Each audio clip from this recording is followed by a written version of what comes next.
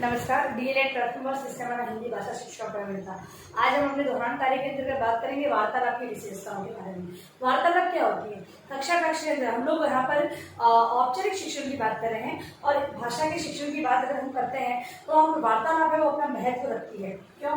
क्योंकि जो बालकों की झिझक दूर करनी है, उनमें आत्मविश्वास उत्पन्न करना है। क्योंकि बालक भाषा के अंदर लिखित या मौखिक रूप में अपने विचारों भावों को अभिव्यक्त करता है। अब इन अभिव्यक्तियों का विकास उनके अंदर यदि करना है शिक्षक को, तो वार्तालाप का आयोजन करना बहुत ही आवश्यक है। ये वार्तालाप औपचारिक अनौपचारिक दोनों प्रकार से हो सकती है।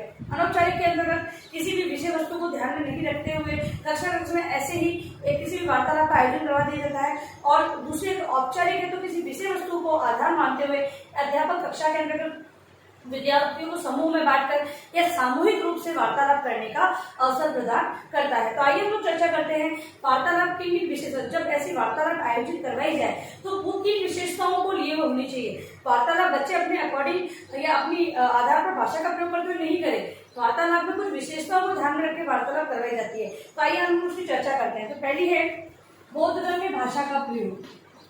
बोधगम्य भाषा का प्रयोग। बालक जब ऐसी वार्तालाप करे तो वो जो बोध मतलब जानना, जो भाषा जानी जा सके, जिसे समझा जा सके, ऐसी भाषा का प्रयोग करे। मतलब कि वार्तालाप में इस विशेषता का होना बहुत ही आवश्यक है। यदि अगर हम किसी को बात कर रहे हैं तो वो बात उन्हें समझ में आए, उसके लिए भाषा जानने योग्य होनी बहुत ही आवश्यक है। तो भाषा का ज्ञान प्राप्त, विचारों भावों को समझने हेतु तो भाषा का जानने की जरूरत मानी जाती है। तो भाषा बोधगम्य होनी चाहिए। फिर है स्पष्टता। जो कुछ भी कहा जा रहा है वार्तालाप के अंतर्गत, वार्तालाप में जो भी बात की जा रही है वो स्पष्ट हो। किसी बात को घुमा फिराकर नहीं बोला जाए या फिर उसको अस्पष्ट रूप से, अशुद्ध रूप से कहा जाए जिससे कि वो समझ में नहीं आए। क्योंकि बात को कहने के भी अलग अलग तरीके होते हैं। कोई अपनी बात को कम शब्दों में अपनी बहुत सारी अच्छी बातें प्रस्तुत कर सकता है, किसी को बात करने के लिए बहुत सारी बातों को सम्मिलित करना होता है। ठीक है, तो इस प्रकार से एक स्पष्टता होनी बहुत ही आवश्यक है। यानी स्पष्ट रूप से कहा गया और उसके अर्थ को तुरंत ग्रहण कर लिया जाए, इस प्रकार की वार्तालाप होनी चाहिए। फिर है मधुरता या माधुर्य। मधुरता या माधुर्य। मधुरता या माधुर्य के अंतर्गत जो वाणी है वो मधुरता लिए हुए, मतलब कि ऐसी वाणी का प्रयोग किया जाए जिससे कि जो बात कही जा रही है वो उसे सही समझ। क्योंकि चिल्लाकर या फिर क्रोध में आकर किसी बात को कहेंगे तो वो समझ में नहीं आनी है। और वही हम एक शांत भाव से अपने विचार, जहाँ पर हमें शांत रहना है शांत, जहाँ पर थोड़ा तेज कहना है तो तेज कहते हुए, इस प्रकार मधुरता को अपनाते हुए, अपनी वाणी में मधुरता, मीठेपन को अपनाते हुए अपनी बात कहनी चाहिए। तो वार्तालाप में माधुर्य या मधुरता का गुण होना बहुत ही आवश्यक है। फिर है प्रभाव उत्पादकता।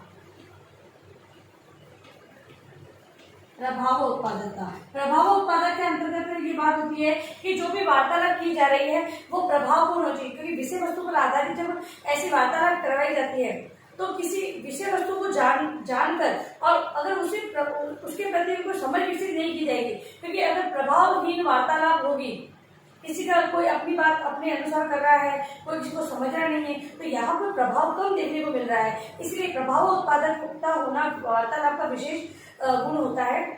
ये प्रभाव उत्पादकता के आधार पर ही विषय वस्तु की समझ वार्तालाप के द्वारा विकसित की जा सकती है। फिर है सर्वमान्य भाषा का प्रयोग। सर्वमान्य भाषा का प्रयोग। सर्वमान्य भाषा का प्रयोग और यहाँ पे बोधगम्य भाषा, दोनों में क्या अंतर है? तो जो जानी जा सके ऐसी भाषा का प्रयोग। लेकिन सर्वमान्य मतलब कि यहाँ पर ये है कि सभी प्रयोग कर रहे हैं ऐसी भाषा, मतलब कि सभी अपनी अपनी अलग अलग भाषाओं में बात करेंगे तो समझना थोड़ा कठिन हो जाएगा। इसलिए सभी को समझ में आए ऐसी भाषा का प्रयोग वार्तालाप के अंतर्गत किया जाना चाहिए। फिर है गतिशीलता। वार्तालाप जब की जाए तो वो उचित गति में होनी चाहिए। केवल कुछ शब्द कहकर रुक जाना या फिर अपनी बात को सही तरीके से प्रस्तुत नहीं करना, गति नहीं हो, बार बार उसी का रिपीटेशन हो रहा है, तभी वो बात समझ में नहीं आएगी। इसीलिए वार्तालाप के अंदर गतिशीलता का होना बहुत ही आवश्यक है। फिर है शिष्टाचार। जिस भाषा का प्रयोग किया जा रहा है उसमें जो शिष्टाचार संबंधित गुणों का समावेश होना बहुत ही आवश्यक है। शिष्टाचार, आदर, भाषा का प्रयोग करना, जो भी कहा जा रहा है वो शिष्टाचार पूर्ण वाक्यों का प्रयोग उसमें होना चाहिए, तभी बात है वो सही समझ में आएगी। अगर शिष्टाचार से पूर्ण भाषा का प्रयोग नहीं किया जाएगा तो आपसी कलह वहां पे होने की स्थिति हो सकती है, क्योंकि कोई भी अगर एक दूसरे से शिष्टाचार की भाषा का, अगर एक अध्यापक से ही बात कर रहे हैं तो अध्यापक को किस दायरे में रहकर हमें बात कहनी है इसकी समझ होना बहुत ही आवश्यक है। आपस में अगर बालक भी हैं तो छोटे बड़ों का जो लिहाज करते हुए भाषा का प्रयोग किया जाएगा तब तो बात समझ में आती है। यदि अगर उसके शिष्टाचार अपनाते हुए बात नहीं की जाएगी तो कोई भी बात समझने के लिए तैयार नहीं होगा और किसी उसको समझ में नहीं आएगी। तो वार्तालाप के अंदर शिष्टाचार की पूर्ण भाषा का प्रयोग करना होता है। फिर है स्वाभाविकता। स्वाभाविकता वार्तालाप के अंदर जिस भाषा का प्रयोग किया जाए वो स्वाभाविक हो।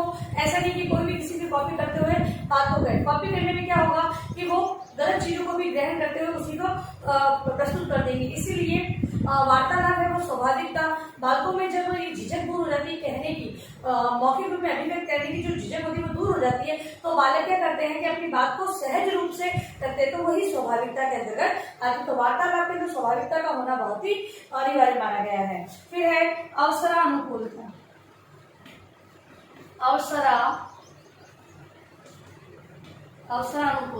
अवसरानुकूलता मतलब कि किस समय किस भाषा का प्रयोग, किन शब्दों का प्रयोग कहाँ पर हमें करना है। अवसर के आधार पर भाषा के अंदर शब्दों का प्रयोग, वाक्यों का प्रयोग किया जाता है और कौन सी बात कहाँ पर कहनी है इसको भी ध्यान में रखा जाता है। तो अवसर के अनुसार बातों को रखना वार्तालाप के अंदर बहुत जरूरी है। फिर है उच्चारण शुद्धता। उच्चारण यदि शुद्ध नहीं होगा, स्पष्ट नहीं होगा तो बात समझ में नहीं आएगी। ठीक है, तो उच्चारण का स्पष्ट होना बहुत ही आवश्यक है। इस हेतु मानक भाषा का प्रयोग या व्याकरणनिष्ठ भाषा का प्रयोग विद्यार्थियों को करवाना चाहिए। जब बालकों के अंदर प्रारंभिक अवस्था में हम लोग बालकों को सुनना फिर बोलना सिखा रहे हैं, तो बोलने के अंतर्गत हम लोग शुद्ध उच्चारण से उन्हें अवगत कराते हैं। जब बालक गलत बोलता है या अशुद्ध उच्चारण करता है तो अध्यापक वहीं पर उसकी त्रुटि का सुधार कराते हुए उसे सही उच्चारण करवाता है। तो वार्तालाप में भी बालक है उस उच्चारण का प्रयोग करे, यानी उच्चारण में शुद्धता होगी तभी बात सही तरीके से समझ में आएगी। तो इस प्रकार से आज हम लोगों ने जो विशेषता पढ़ी वार्तालाप की, इसको गृह कार्य में लिख कर लाएंगे। आप लिखिए अपना गृह कार्य। वार्तालाप की विशेषताओं का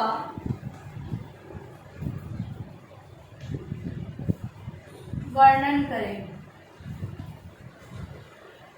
वार्तालाप की विशेषताओं का वर्णन आप अपने उत्तर पुस्तिका में लिखकर लाएंगे और अंत में इस महामारी के दौर में कम से कम ये आवश्यक कार्य होने पर बाहर निकले। बाहर निकलते तो 3 बातों का विशेष ध्यान रखें। मास्क लगाएं, सोशल डिस्टेंस बनाएं और हाथों को बार-बार सैनिटाइज करते रहें। सुरक्षित रहें, सभी का ध्यान रखें।